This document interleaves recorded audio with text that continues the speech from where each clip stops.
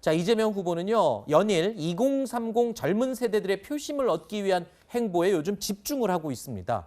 어제는 비트코인 등 가상자산에 대한 과세를 유예시키겠다라는 공약까지 내놨는데요. 누가 봐도 젊은 층을 겨냥한 공약으로 보입니다. 자, 2030 표심을 공약하고 있는 이재명 후보가 그런데 어제 2030인 젊은 출입 기자들과 마찰을 빚었습니다. 어떤 상황이었는지 영상으로 보시죠. 어제 올리신 글에 대해서 어제 올리신 거 청년 가가책이라는 비판이 나오는데 어떤 2030이라니까요, 후보님. 5년 전에는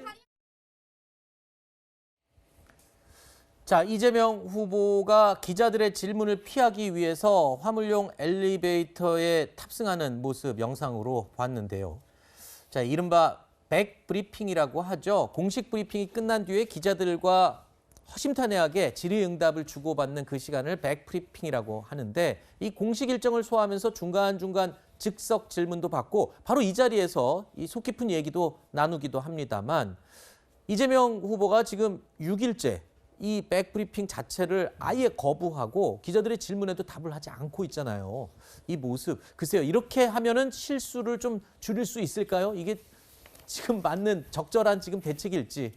뭐 저는 이재명 후보 입장에서는 이런 걸 피하고 싶지 않다고 저는 봐요. 개인적으로 이제 캠프에서 아마 그런 부분들을 좀 조율한 것 같은데 저는 완전히 안 하진 않을 거라고 봅니다. 네. 그러니까 상황에 따라서 백브리핑을 하는 경우도 있을 거고 또 이제 본인이 안 하더라도 대변인이나 다른 분들이 나서서 할 가능성은 저는 있다고 보고요. 또 이렇게 계속 반복적으로 이런 문제가 여론에 지금 논란이 되고 있기 때문에 일정 부분 저는 이제 좀 가려서 할 것 같아요. 그러니까 100% 모든 장소에서 백브리핑을 할 거냐는 저는 그렇게 보진 않지만 필요할 때는 할 거라고 보고요. 또 본인이 아니면 대변인이나 다른 캠프 관계자가 질문에 답변을 해줘야죠. 기자들이 궁금해하고 문제가 뭐냐고 물어본다면 거기에 대해서 답변을 필요가 있다고 저는 보기 때문에 조만간 다시 백브리핑을 본인도 하고 또 아니면 대변인이나 다른 캠프 관계자들이 하지 않을까 그렇게 생각을 합니다. 네.